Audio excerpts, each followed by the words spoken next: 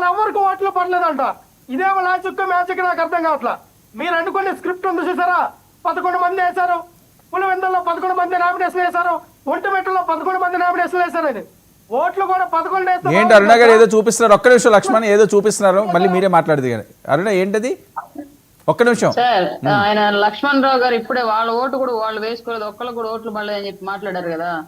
దానికి సంబంధించి ఇండిపెండెంట్ గా వేసినటువంటి అభ్యర్థులకు వచ్చి శివ కళ్యాణ్ ఇండిపెండెంట్ 101 ఓట్లు, రాజేంద్రనాథ్ రెడ్డి 79 ఓట్లు, జయభరత్ రెడ్డి 35 ఓట్లు, రవీంద్రారెడ్డి 14 ఓట్లు, సురేష్ రెడ్డి 4 ఓట్లు, 111 ఓట్లు. ఇది నమోదైంది ఇవాళ ఇతరులకి. అక్కడ వీళ్ళకి సగం నాలెడ్జ్ ఉంటుంది, సగం నాలెడ్జ్ ఉంది. చూపించింది ఓట్లు అసలు యాక్చువల్ మాకు ఇయ్యాలా, ఆ 11 ఓట్లు మాకు ఇయ్యాలా, మాకేసి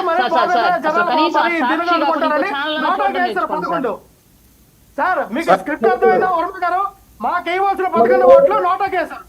అంటే ఎంత స్క్రిప్టెడ్ గా వీళ్ళందరూ అర్థం చేసుకోండి. ఎందుకంటే సేమ్ యాక్సిస్ జరిగినటువంటి కూడా అంతే, 1200 ఓట్లు మా బండి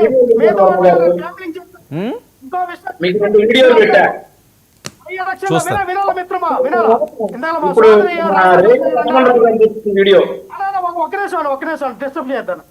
ఇందాక మా రాయపాటి అన్నారు ఏమని, బై ఎలక్షన్ చూసారో తిరుపతిలో ఎలా జరిగిందని? చూసామమ్మా తిరుపతిలో.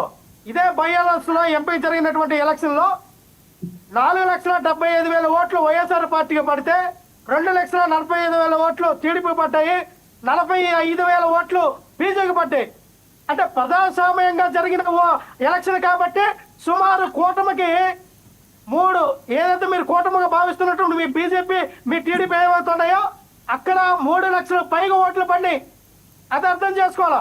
మీకులాగే ఎంత ప్రజాధనాన్ని అలాగే ఈ యొక్క అధికారాన్ని దుర్వినియోగం చేస్తా వ్యవస్థలన్నీ మా దగ్గరికి ఏకకృతం చేసి ఇటువంటి దుర్మార్గమైన ఎలక్షన్ మేము జరపలా. మళ్ళీ మీరు ఎమ్మెల్సీ ఎన్నికల గురించి అన్నారు. ఎమ్మెల్సీ ఎన్నికల్లో మీకు గెలిచిన ఎమ్మెల్సీ ఏ రకంగా గెలిచారు? మీరు గెలిచారు కదా 1-2, వాళ్ళు కూడా ఎటువంటి ఫోర్త్ చేసి గెలిచారు. వాళ్ళు 2 తరగతి చదివారా, 3 తరగతి చదివారా, 4 తరగతి చదివారా? ఒకసారి ఆధార్ కార్డు వాళ్ళు చదివిన డిగ్రీ పట్టు ఒకసారి వెరిఫై చెయ్యాలా అన్నా గారు. మనం ఏదో గుట్ట కలిసి మొహం మీద పడితే వైఎస్ఆర్ పార్టీ వాళ్ళే కడుక్కుంటారులే తుడుచుకుంటారులే అంటే ఎలాగా అమ్మా? అవదు కదా, ఇది ప్రజాస్వామ్యం కదా. ఇంకా చెప్తారు, ఇంకా పెద్ద పెద్ద మాట్లాడినారు సార్, చాలా పెద్ద పెద్ద మాట్లాడుతూ ఉన్నారు. ఓకే వంశీ, ఇది ఓపెన్ అవట్లేదు, మీరే చూపించి చెప్పండి. నేను చూపిస్తాను సార్ వర్మ గారు. ఓకే, రేగడి లక్ష్మణరావు గారు చూపించిన వీడియో, పాపం వాళ్ళకి అంబటి రాంబాబు గారు పంపించినటువంటి ఈ వీడియో. అంబటి రాంబాబు అనేటటువంటి వ్యక్తి సర్క్యులేట్ చేసినటువంటి ఫేక్ వీడియో అది.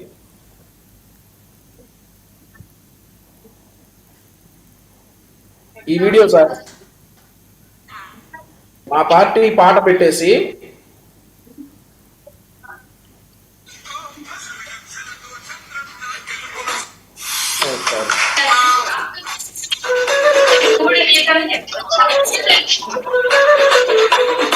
ఈ వీడియో చూపించారు సార్ రేగిడి లక్ష్మణరావు గారు. సార్ ఈ వీడియో 2023 జూలై ఇక్కడ జరిగింది సార్. ఇది బీహార్ లో జరిగినటువంటి వీడియో. ఈయన చూపించేసి ఫేక్ వీడియోలు ఇవన్నీ చూపించేసి పాపం అంబటి రాంబాబు గారు కూడా శ్రమ పడ్డారు ఈ రోజు. ఇదే చూపించి ఇది పులివెందుల జరిగిందని. సో ఇట్లాంటి ఫేక్ వీడియోలు ఇవన్నీ చూపించేసి మన రేగడి లక్ష్మణరావు గారు ఈ రోజు ప్రజాస్వామ్యం గురించి అండ్ ఆల్సో ఇంకోటి ఏంటి ఎన్నికలు జరిగే ప్రక్రియ గురించి తెగ బాధపడిపోతా ఉన్నారు సార్. ఒక మాజీ మంత్రి సర్క్యులేట్ చేసినటువంటి ఫేక్ వీడియో.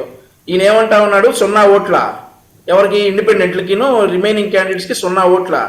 నేను అదే చెప్తా ఉంటా, అరుణ గారు చెప్పారు, ఆ సాక్షి ఛానల్ కాకుండా బయటికి రండి దయచేసి, మీకు లోకం తెలుస్తుంది. మిమ్మల్ని రేగిడి లక్ష్మణరావు గారు మంచోళ్లే కావచ్చు, పాపం రేగిడి లక్ష్మణరావు గారిని రెడ్ ఫ్లవర్ చేసేస్తా ఉన్నారు సాక్షోళ్ళు. ఇవన్నీ కాకుండా బయటికి రా, రియాలిటీలోకి రా. ఏమన్నా ఉంటే కోర్టులో సబ్మిట్ చేయండి.